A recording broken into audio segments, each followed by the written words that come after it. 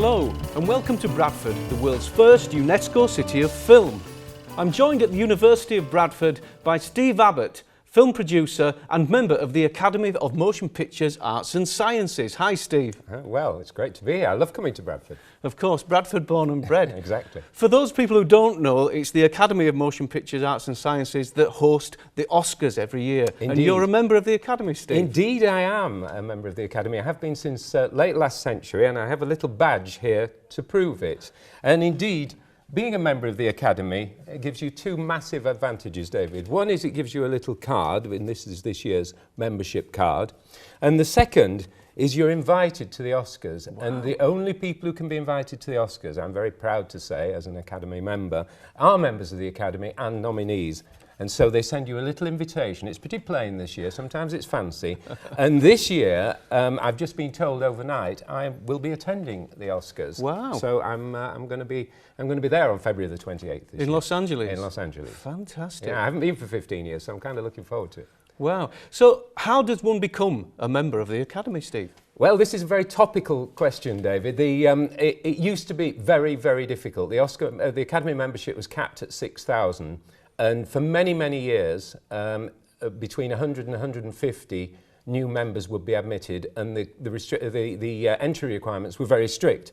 As has been popularly been in the media recently, they're relaxing and diversifying the membership. But to answer your question, how I got in, you're elected by branch and only by branch. So as a producer, I belong to the producers branch. Right. I had to put in an application, nominated, seconded. At the time, I had to have at least 2 sole credits on major motion pictures, and they have to be of good enough quality that the nominating committee, they've either got to be nominated for Oscars or BAFTAs or won festival prizes.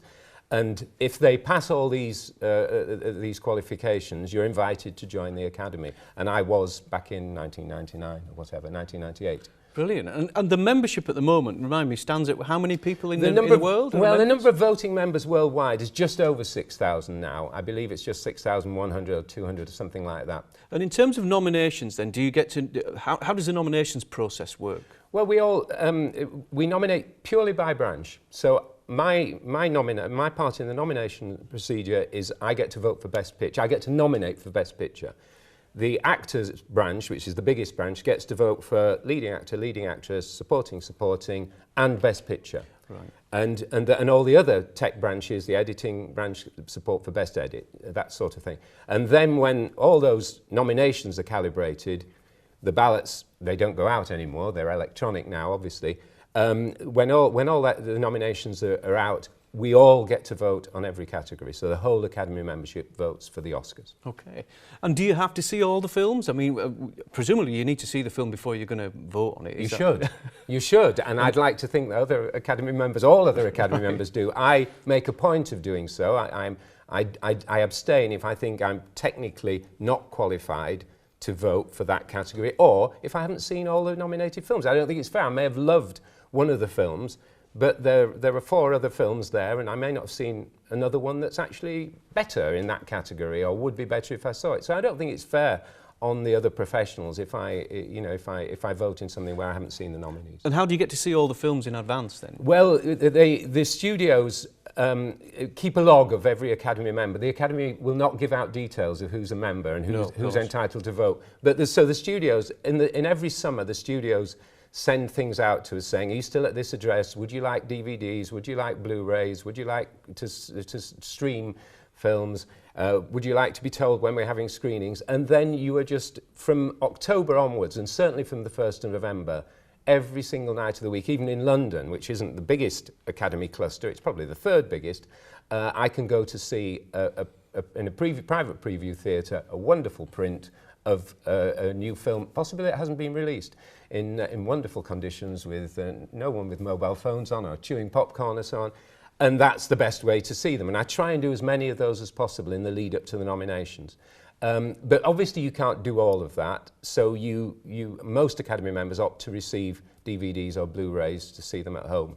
And the Academy has very stringent rules about that. Obviously, there's a security issue, so all of them are traceable to us. You've got some with you, Steve, I just picked up a sample of them because the Academy insist on that you can't be tempted. They're not allowed. The studios are not allowed to in any way, bribe entice, or encourage or entice us to get the votes. They can take ads out in Variety and Screen, and they do that, Hollywood Reporter. But so strict are the rules that they cannot send out a DVD with a picture of the stars or a still from it, or even the poster. It has to be in, one colour plain packaging, and unless it's been commercially released before then, of course. So there are these very, very, very strict rules, and people tend to play along with them. Yeah. I mean, the studios spend fortunes advertising, but they're not allowed, for example, to take Academy members out to dinner or buy us lunch every day or whatever. So they play within the rules generally. Okay, so we can't really talk about the Oscars without addressing the issue of diversity, which of course has hit the media headlines over the last few weeks. Do you think it's time that the Academy did change? Is change on the way? Does the high-profile media campaign around this year's Oscars, does that help the industry ultimately? I think it has to really, David. The Academy has written to us all, literally in the last week, saying that as a result of the bad press when the nominations came out, the acting nominations this year came out, they're having a new policy. And not only are they increasing the membership and diversifying the membership, but they're streamlining the voting membership. They won't tell the outside world who's a voting member and who isn't, to make sure that the people voting are still active in the movie business. So they're relevant, they're aware.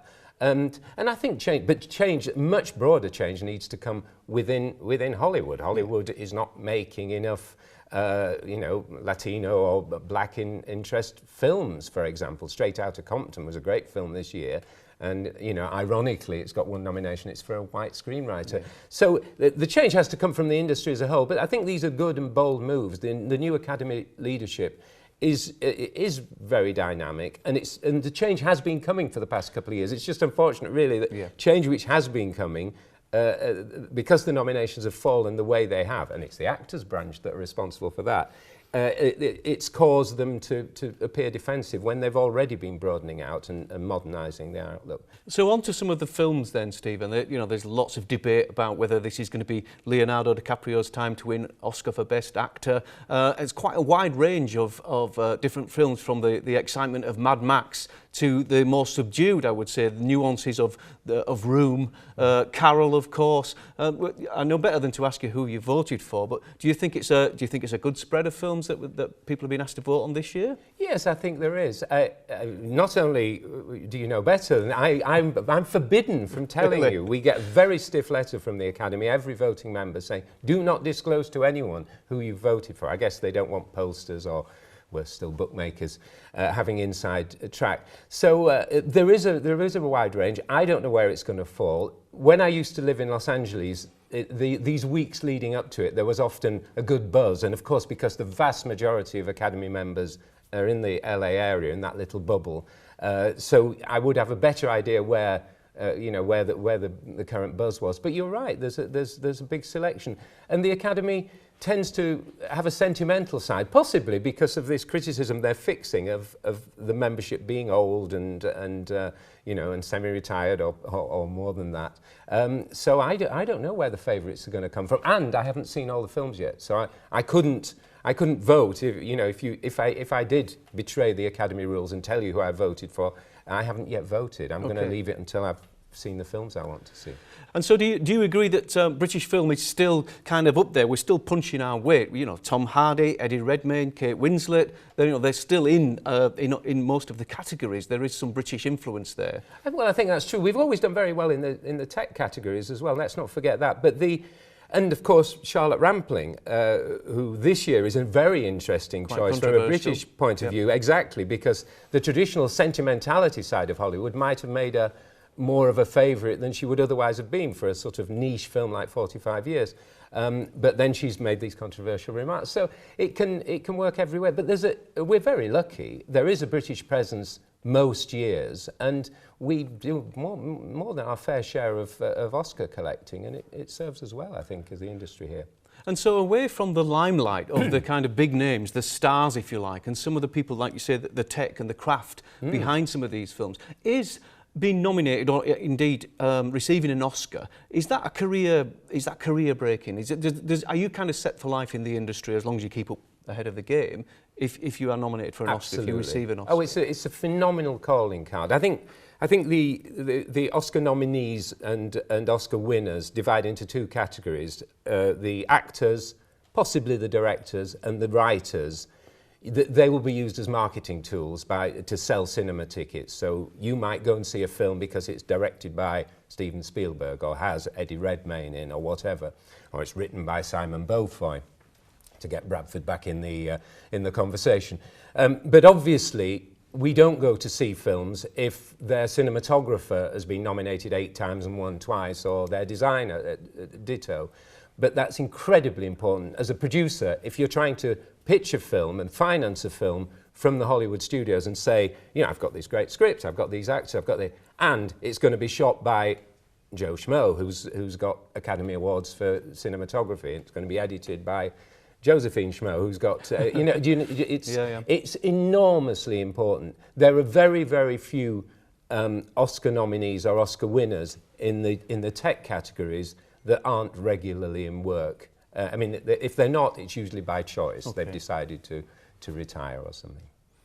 Well, that's a fascinating insight into the kind of behind the scenes of an Academy member. Thanks ever so much, Steve. Not at all, I enjoyed it.